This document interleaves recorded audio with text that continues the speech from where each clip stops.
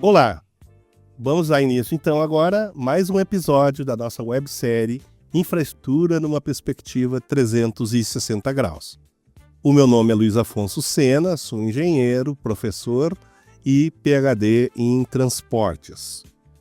O nosso episódio de hoje é a lógica financeira de projetos de infraestrutura. Eu vou começar hoje dando um pouquinho diferente em relação à sequência que a gente tem usado nos nossos episódios. Eu vou começar por um número, né? Que número é esse? O número que eu vou estar apresentando para vocês hoje é 90 milhões. O que é esse número?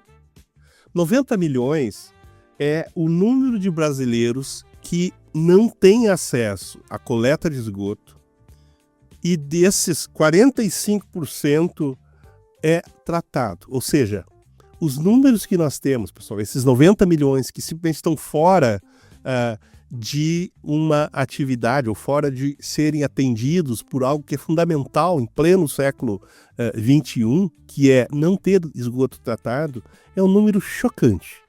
Mas para a gente eliminar isso, então, o Estado brasileiro buscou uma forma que é chamar o setor privado e criar uma estrutura de governança que permita que se disponha de recursos suficientes para acabar com um problema desta magnitude que nos coloca numa má posição entre as nações. Uma parte bastante significativa, pessoal, agora já entrando nas questões da lógica financeira de projetos, né? Uma parte significativa da infraestrutura sempre foi e provavelmente sempre será provida por investimentos e recursos do orçamento público. É para isso que existe o governo, é para isso que existe o Estado, que é alocar os recursos para prover as necessidades da sociedade. Mas a partir da década de 1980, o país também entendeu, assim como já tinha acontecido com os países que estão na nossa frente, do ponto de vista civilizatório, não são muitos, mas são alguns, né, que adotam esse mesmo formato, né? Ou seja, tu chama o setor privado para auxiliar no provimento das questões de Estado. E infraestrutura é uma questão de Estado. Os ativos, as rodovias, os portos, os aeroportos, as redes de transmissão, geração de energia e assim por diante, as estações de tratamento de água e de esgoto, são todas públicas. Mas a gestão desses ativos não precisa necessariamente ser feita só pelo próprio Estado. As chamadas estatais, por exemplo. Até porque as estatais, os exemplos de estatais no Brasil, eles tiveram um papel importante, etc., na consolidação do país, etc., mas a gente vê que a governança, a eficiência, a produtividade dessas empresas deixa muito a desejar. Elas não têm a velocidade que tu precisa num mundo que é absolutamente dinâmico. Talvez um bom exemplo de uma má gestão e que ela é emblemática é o Correio, né? O Correio é importante nos países, né? Só que nos países mais avançados que nós, eles funcionam perfeitamente, com uma gestão eficiente e ganham dinheiro, inclusive, para retroalimentar outras coisas, até para devolver para o acionista, que seria o próprio Estado, né? Mas aqui a gente tem esses casos. Então, a partir da década de 1980, com uma ênfase na década de 90, o país adotou esta lógica de chamar o setor privado. Só que quando a gente chama o setor privado, o país precisa ser eficiente no papel de poder concedente. O que significa isso? Precisa montar projetos robustos do ponto de vista econômico e financeiro para que, ao longo do período da concessão, 30 anos, às vezes até mais, né, exista uma equação financeira que seja equilibrada. Ou seja, a empresa que vai prestar o serviço precisa ser remunerada, ela está fazendo investimentos, e a empresa privada ela busca o lucro, é óbvio. Só que o lucro, tu tem lá uma expectativa em relação a que seja esse lucro e tu tenta mantê-lo, essa operação toda, equilibrada ao longo do tempo, né? Existem duas formas, vamos dizer assim, de financiamentos de empresas. Tem um que a gente chama de corporate finance, ou seja, as finanças corporativas. E são empresas privadas tradicionais. É uma empresa do setor, por exemplo, de aço, em que ela vai lá... qual é a duração de uma empresa de aço? Pode ser centenas de anos, não tem nada a ver com o governo. É uma empresa que tem toda uma operação financeira em que o prazo é infinito ou indeterminado. Já as concessões, ele não é uma corporate finance. Isso é um negócio super importante, eu vou tentar fazer isso, explicar de uma forma simples, porque é uma questão complexa, mas a gente precisa entender. A gente chama de project finance. O que significa isso, né? Tu tens um fluxo de caixa, então, ao longo de 30 anos, tu vais ter que fazer uma série de investimentos, né? Vai ter que ir lá duplicar a rodovia, vai ter que construir estação de tratamento, uma série de outros itens que são investimentos. A empresa privada vai alocar aqueles recursos para que o investimento aconteça. O governo não bota um centavo ali, né? Bom, ao mesmo tempo, nesse fluxo de caixa, eu vou mostrar aqui, aproveitando já, eu vou mostrar então uma imagem que é um fluxo de caixa de um projeto. Bom, pessoal, então essa figura que está aparecendo aí para vocês, então é uma figura que é ao mesmo tempo complexa, mas eu quero mostrar a essência dela, tá? Mais do que a figura, para parecer que é complexo aqui e parecer erudito. A questão não é essa.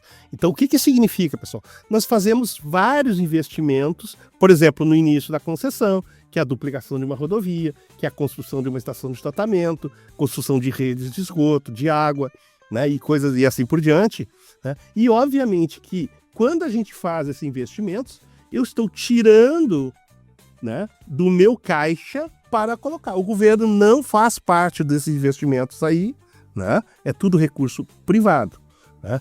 Bom, e isso vai acontecendo no momento que eu terminar as grandes obras, eu vou ter que continuar fazendo uma operação daqueles ativos, né? E também a manutenção ao longo dos 30 anos. Então, pessoal, por exemplo, né, aqui no estado do Rio Grande do Sul, eu estou falando, às vezes, muitos exemplos aqui do Rio Grande do Sul, eu sei que nós estamos aí no Brasil inteiro, acho que até fora do país tem gente nos assistindo, mas é um exemplo interessante. Então, uma companhia que era estatal, de distribuição de energia, ela foi privatizada, né? E outra de saneamento também. Quando ela foi privatizada, no caso de saneamento, né, o que aconteceu? Ela tem um grande compromisso para atender às normas da ONU de desenvolvimento social e ambiental, né? E, ao mesmo tempo, as normas que o próprio país assumiu para si, de que até 2033 as pessoas terão o que a gente chama de acesso universal, ou seja, o tratamento vai ser para toda a sociedade, praticamente, né? Para fazer isso, tem muitos investimentos a serem feitos, que são feitos agora.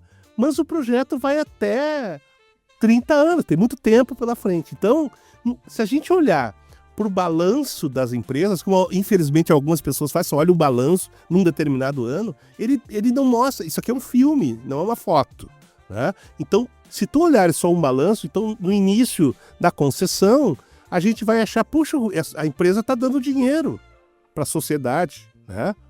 Porque ela está gastando muito mais do que ela arrecada. E se eu te olhar lá no fim do projeto, é o contrário. Aí ela já fez os investimentos, agora está arrecadando mais do que ela gasta, né? Então, esta equação, ela se dá ao longo do tempo. E é muito importante a gente destacar isso, pessoal, porque hoje as concessões são isso. E a tarifa, o que é? A tarifa é simplesmente traduzir toda essa movimentação financeira, que, como vocês é bastante complexa, né? E transformar nisso em tarifa. Então é o pedágio, é o valor da energia, é o valor da água e do saneamento, que é o que está remunerando toda essa complexidade de investimentos que são feitos ao longo do tempo, né?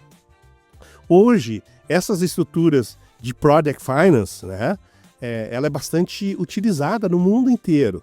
Então, o Project Finance, muitas vezes até as próprias empresas que nem são da área de infraestrutura também usam Project Finance.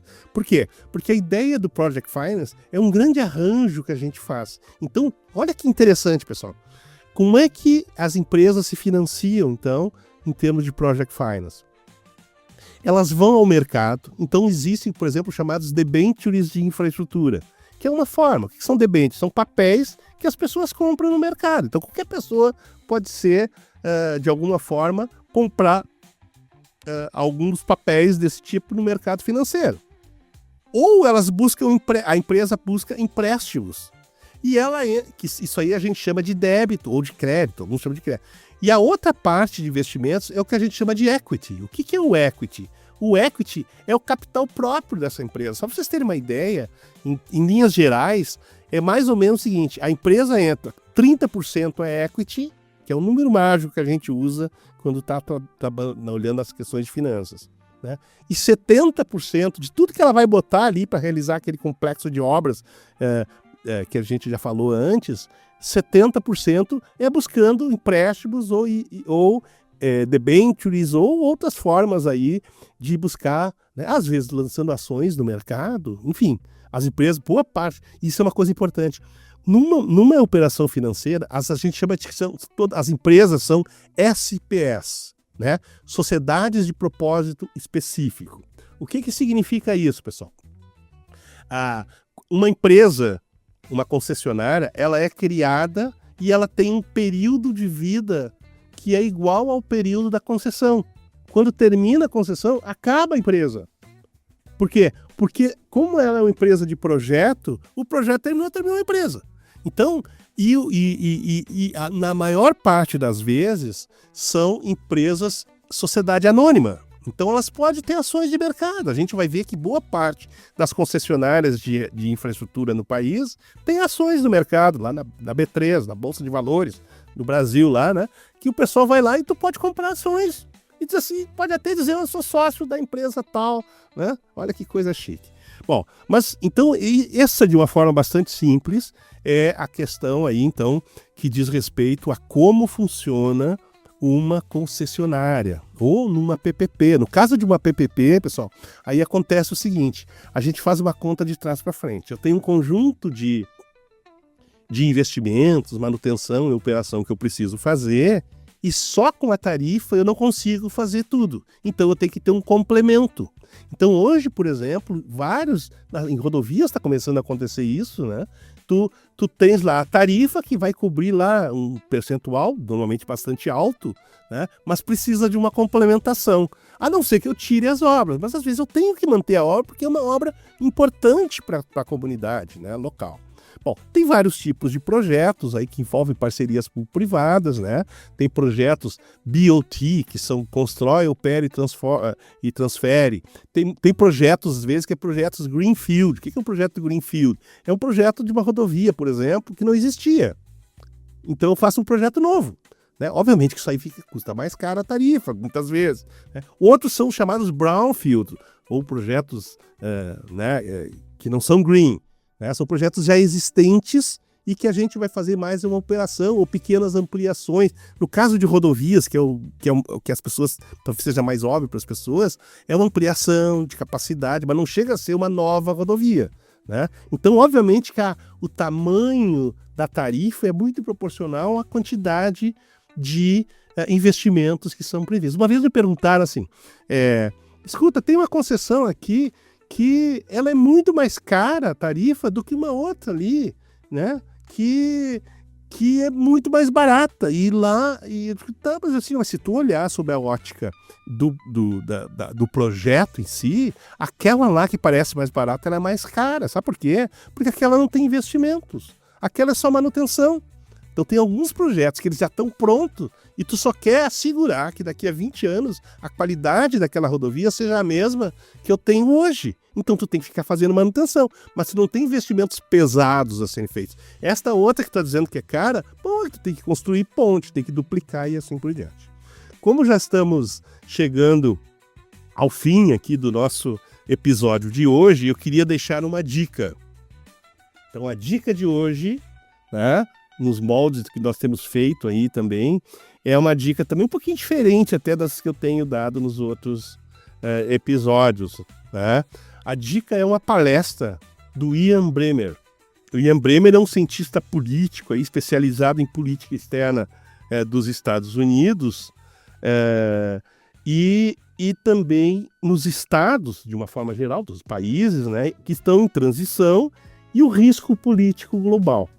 É uma palestra extremamente interessante. O Ian Bremmer ele é fundador da Eurásia, do Grupo Eurásia, né, que é uma empresa aí de consultoria de risco muito acionada mundo afora, mas eu acho que mais eu destaco esta palestra específica, né, que a gente pode encontrar novamente aí, como a gente tem mencionado nos demais episódios, né, nós podemos encontrar na descrição do vídeo aqui dos nossos programas.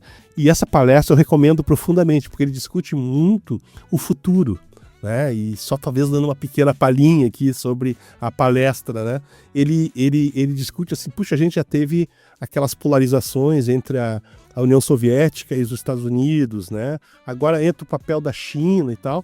Só que o mundo, pelo que se está acompanhando, as grandes corporações, como as empresas X do Elon Musk lá, por exemplo, elas é que talvez vão dar as cartas num futuro relativamente próximo. Na guerra da Ucrânia, por exemplo, olha que coisa interessante, na guerra da Ucrânia, né, ele que autorizou a utilização dos satélites lá para que a Ucrânia pudesse se defender lá dos ataques russos. Então, olhe como o mundo está se tornando complexo e, obviamente, que toda essa complexidade ela se reflete na economia dos países e também da forma como a infraestrutura é provida, para dar um fecho aqui integrado do que a gente está procurando passar com essa nossa websérie sobre infraestrutura nessa visão bem ampla, né, e ao mesmo tempo o mais didático possível. Então eu agradeço a presença e o acompanhamento que vocês estão fazendo aqui da nossa websérie. E já convido a todos para o próximo episódio.